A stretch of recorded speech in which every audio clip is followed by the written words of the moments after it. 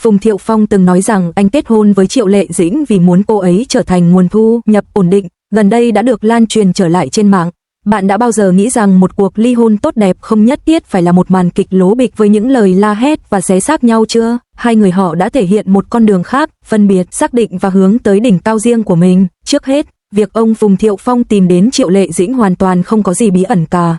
10 năm trước, ông Phùng Thiệu Phong đã tạo dựng được tên tuổi trong ngành. Ông không thiếu nguồn lực cũng như vẻ ngoài điển trai, và luôn có những người phụ nữ xinh đẹp quyến rũ vây quanh để ông lựa chọn. Nhưng ông bắt đầu nhận ra rằng dù kết hôn với ai đi nữa, cũng phải có một lộ trình nhất định. Những mối quan hệ vội vã và ngắn ngủi giống như bèo trôi giạt không có dễ. Thật ra, sâu thẳm trong lòng, tôi cần một người bạn đời có thể kiểm soát tình hình, giữ được sự bình tĩnh ngay cả trong những hoàn cảnh hỗn loạn, và không bao giờ hoảng loạn, trục trặc hay làm tôi thất vọng, để ở bên cạnh tôi trong cuộc sống hàng ngày.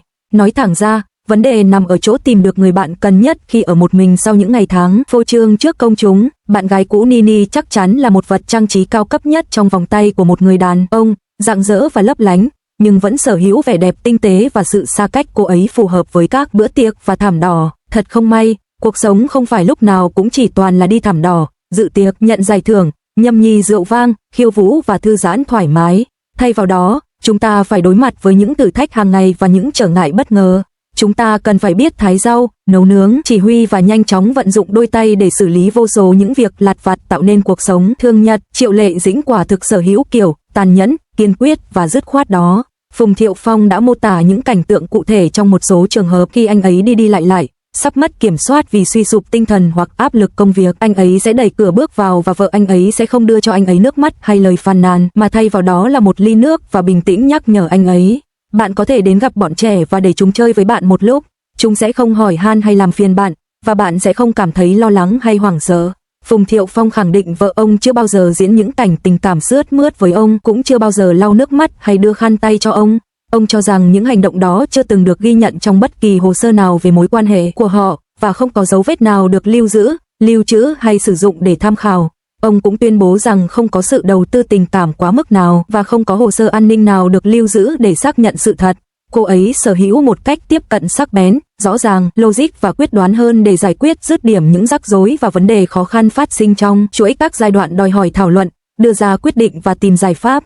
Những vấn đề này chồng chất trước mặt cặp đôi tại mỗi sự kiện đặc biệt, khiến họ phải cùng nhau họp bàn kế hoạch, thảo luận ý kiến cá nhân và đưa ra những quan điểm khác nhau. Nhiều người đàn ông từng có ảo tưởng giữ thể diện, trưng bày phụ nữ như những tấm huy chương trên tường, khoe khoang họ với người khác một cách đầy thỏa mãn. Thời gian trôi qua, đôi mắt thâm quầng và những nếp nhăn len lỏi ở khóe mắt.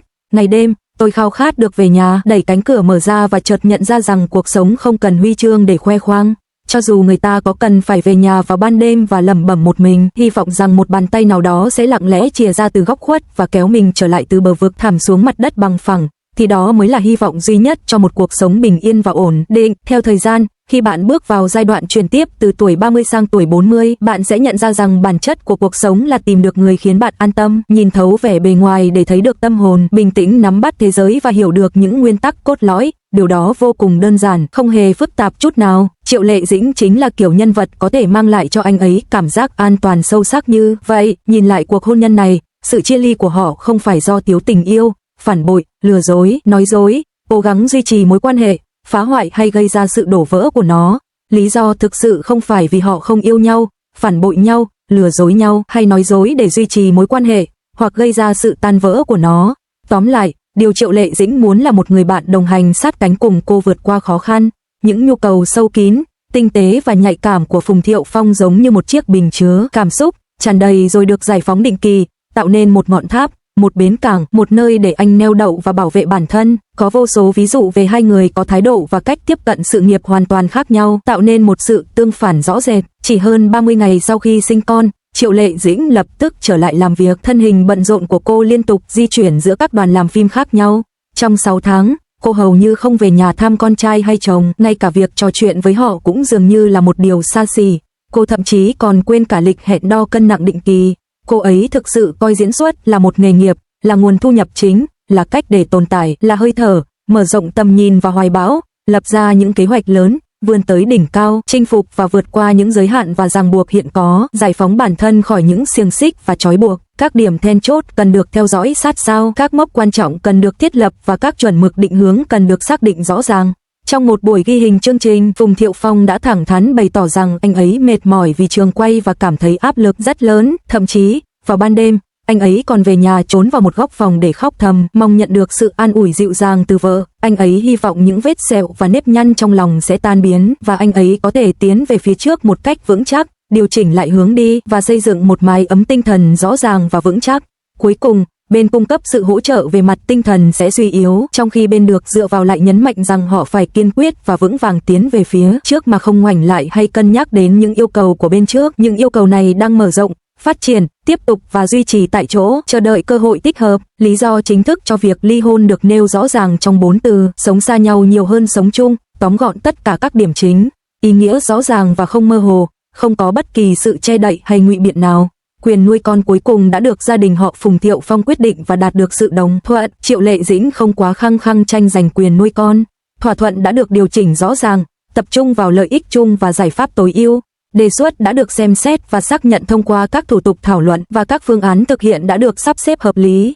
Sau khi ly hôn, việc theo dõi và giám sát hành trình của hai cá nhân đã làm rõ đặc điểm của những điểm bất đồng ban đầu giữa họ. Các dấu vết được xác định rõ ràng theo hướng nào đó và sự khác biệt trong các chỉ số đã được so sánh và phân tích thống kê, giống như một bản phác thảo chính xác. Nhịp điệu và khoảng cách khác nhau trong bước đi của hai người cho thấy nguyên nhân gốc rễ của sự xa cách giữa họ đã được xác định rõ ràng. Thông tin thu thập được từ các khối dữ liệu chắc chắn là chính xác và quá trình xác minh đã hoàn tất, quy trình đã kết thúc, kết luận được viết ra, ký tên và đóng dấu và chính thức có hiệu lực.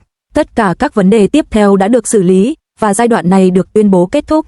Hồ sơ được lưu trữ và quản lý đúng cách. Hiện tại, Phùng Thiệu Phong đang nỗ lực vượt qua giai đoạn khó khăn và chứng minh lại giá trị cũng như tầm quan trọng của mình. Anh ấy đang tích lũy kinh nghiệm thực tế, áp dụng nhiều phương pháp biểu diễn đa dạng, tìm tòi và thử nghiệm, không ngừng tiến về phía trước và tìm kiếm con đường thuận lợi cho tương lai. Thành công có thể cần thời gian, nhưng bình minh đã ở trước mắt.